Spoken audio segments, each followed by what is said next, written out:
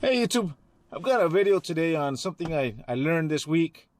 I've for years I've hated the term "there's no parts." I've hated when guys say that can't be done because there's no parts, and then the other can't be done because there's no parts. And I've always hated that no parts thing. But now this week I understood something that I probably didn't know before. Now I understand it clearly. What happens is, well, let me backtrack a little bit. For years, I was a contractor. I was a concrete contractor. So concrete is my original trade. And in one occasion, for example, it happened many times, but this is just one that I remember. When you're a contractor, you're driving around town, you're bidding jobs, and then you still got to work, and, you have a small crew because I was never, really big, so I was doing everything. So I remember one occasion, I left the guys on a job site. They had to set some sidewalks.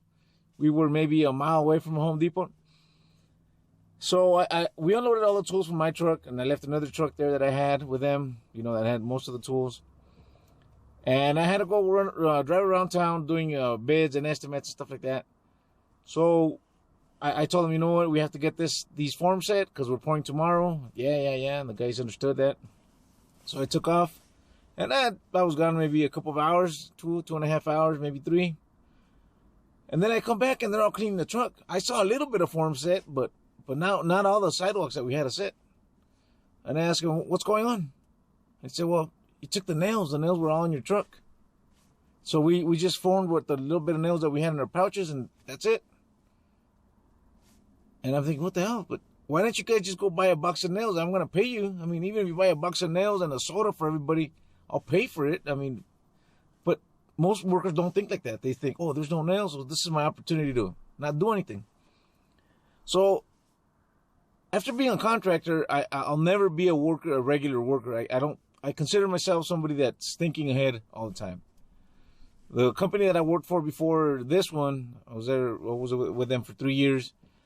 If anything broke and we didn't have parts, I just go buy it, get it done.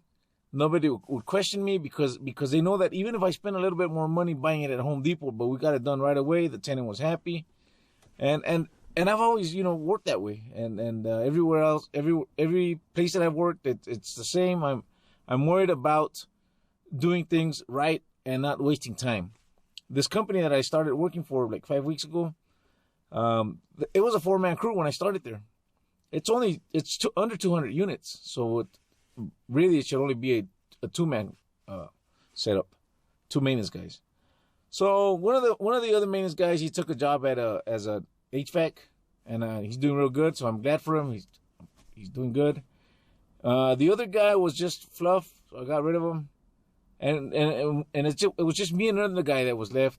And at the end of about 5 weeks, we ended up doing about 20 units, turning 20 units. But what happened is, my regional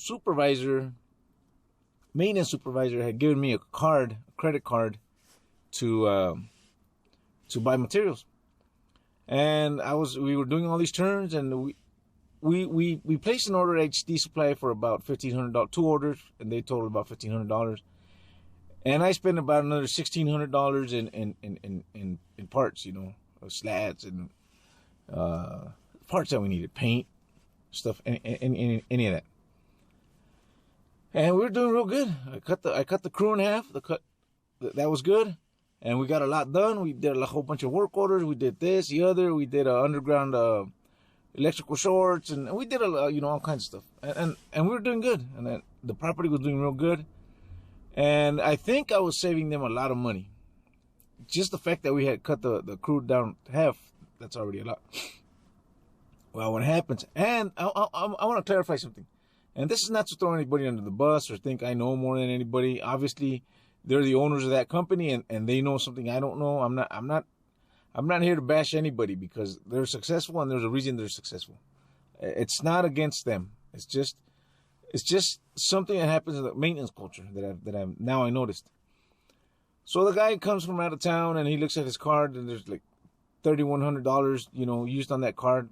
Half of it's HD Supply, the other half is just parts of the book. The guy was furious. I mean, the owner was furious. I didn't want to throw my supervisor under the bus. Say, he told me, the guys tell me, you have to get everything approved. You can't just go nilly-willy with my card and start ordering things. He didn't know that I had turned a whole bunch of units, but still, I mean, it's a lot of money. I mean, $3,100. Really, it's not, because when you look at what got done with it, it's not. But the number is quite big for 5 weeks. So the guy was mad. The guy was upset. I mean, he was happy with the work. He was just upset that I used his card, and he didn't even know we were using it. And all of a sudden, he gets a big bill. Of course, the HD orders he had approved, but everything else was not. He was not really mad about the amount of money I spent. He was just mad about spending money without letting him know. That was the issue, not the amount. And I understand. So he was mad. He was pissed, which I understand again. So he told me, from now on, anything you do, before you buy anything, of course, he took that card away from me, and all I could do was use the manager's card if I needed to buy parts. Anything you order from now on, I have to approve it. You have to send it to me and another guy, and we'll approve it, and then you can order the parts. Which, you know, I understand. It's his company. He's successful, and I'm not going to question the way he works. Obviously, he tells me he's a numbers guy, and he's very analytical about the numbers and all that. And I understand.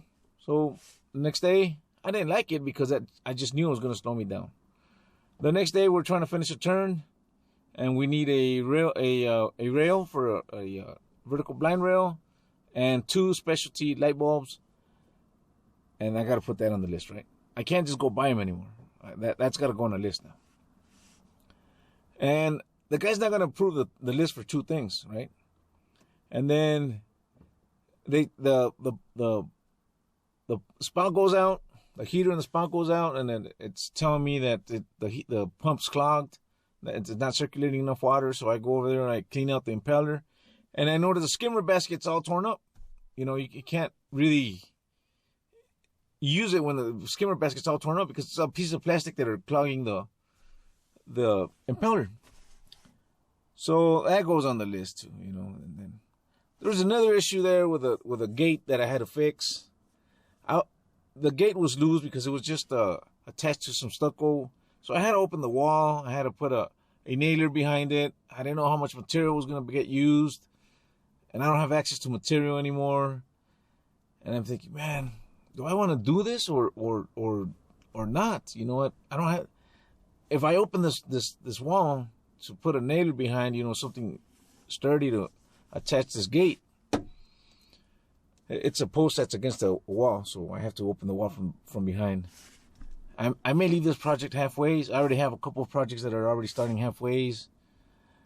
And the day went on like that. Just things like that started happening all day. Like everything I needed parts, I didn't have them, or if I'm going to take on a project, I didn't have access to parts. I could open a wall and leave it 3 or 4 days open because I needed parts. And then right there, I realized why there's a lot of guys there's no parts. That becomes a culture of the company. There's no parts. Because everything starts getting micromanaged. Like I said, I'm going to say this once again. I'm not criticizing the owner of the company or the company. They know how they run their business. What I'm getting at is why this culture of there's no parts becomes really, really common amongst maintenance guys. You start getting micromanaged to the point where there is no parts. There really is no parts. And you're going to start a project, and most guys that are micromanagers, they don't want to have a shop full of stuff. Of course not. Because one of the things they had told me is go into an apartment, make a list, let us know what you need. Other places, like bigger companies, they tell you, you know what, you got to have everything in stock, have it there, be ready because you're going to have turns and you got to have the stuff to do turns. This company's different. They want me to walk in the apartment, make a list, get it approved, and then we order. And I'm not criticizing them at all. I'm just talking about the maintenance part of it. So now I understand why there's guys that it's just there's no parts. I've known some maintenance guys sitting in their shop waiting for parts, actually waiting for the HD truck to show up or the maintenance supplier, whoever, to finish a project. The day was just turning into a nightmare to me because I have never been that kind of a guy. I've never been. I cannot wait around for parts. That's not the type of maintenance guy I am. And I did call the regional. I told him, you know what? I can't do this job, man. I'm not gonna turn into one of those maintenance guys that there's no parts maintenance guys. I told him I can't. Sorry, I can't. That's not me. The other companies that I worked for, it got to the point where they would just send me on a project, tell me this got to get done, even if it wasn't even my complex. Could be another complex. I'll go buy the parts. If they don't have them there, I'll just buy them and I'll get it done. And they've always paid me back. I've never had an issue with something not getting paid back. I've never had that issue. And yeah, maybe I spent a bit of more money because I went to Ace Hardware, which is closer, and I didn't order, like through HD or whatever. Maybe. But at the end, I saved them a lot of money because I was never sitting around, never waiting for parts, never a project was incomplete. Work orders got done in time. So now, like I said again, now I understand why there a lot of maintenance guys get into that groove of saying there's no parts, we're waiting on parts, nothing gets done, they have 20 pending work orders.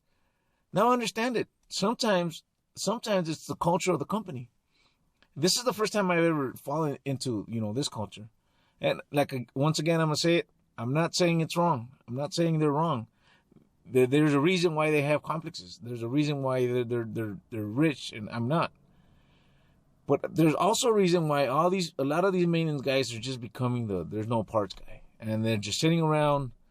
They won't take the initiative to do anything, because if it requires parts and they don't have them, it's gonna be an open project. One of the projects I did was there was an underground, there was a section of the complex that common lighting that was out.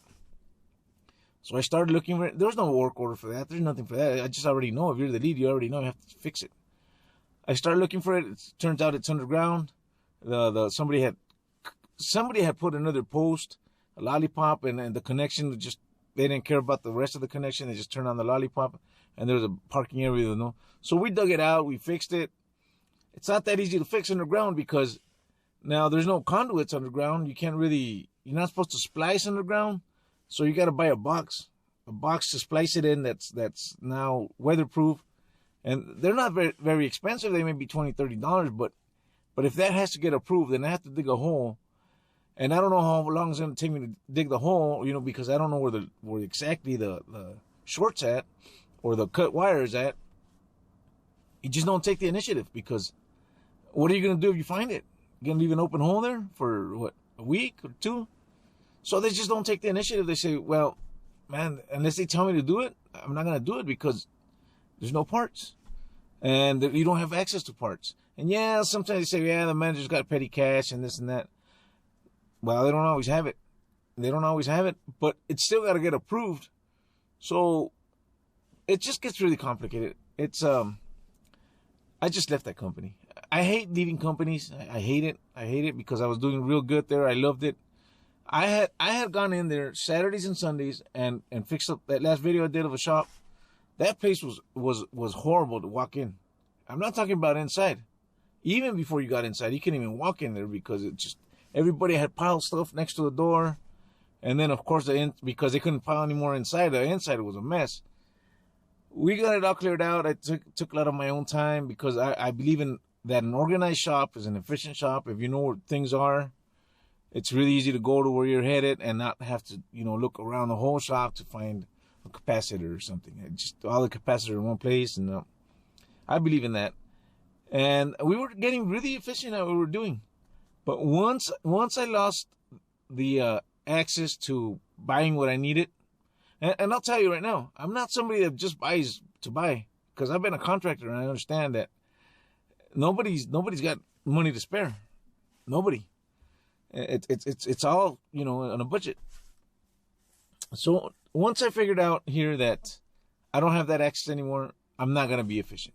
I told the regional supervisor, if I can't be efficient, I don't want to be here. I just don't, because now I'm limited to placing, orders via 3 or 4 different people approving them. And then by the time it gets approved, parts of it are going to come from here and another part from there. I'm going to be really inefficient. And I told them, you know what? I don't ever want to be the there's no parts guy. Well, you guys have a great day. And like I said, I'm not bashing anybody. they're obviously successful. I'm not saying that managers or companies need to, do what I think. I'm just saying that now I understand why there's that culture of there's no parts culture in the maintenance world. Well, you guys have a great day.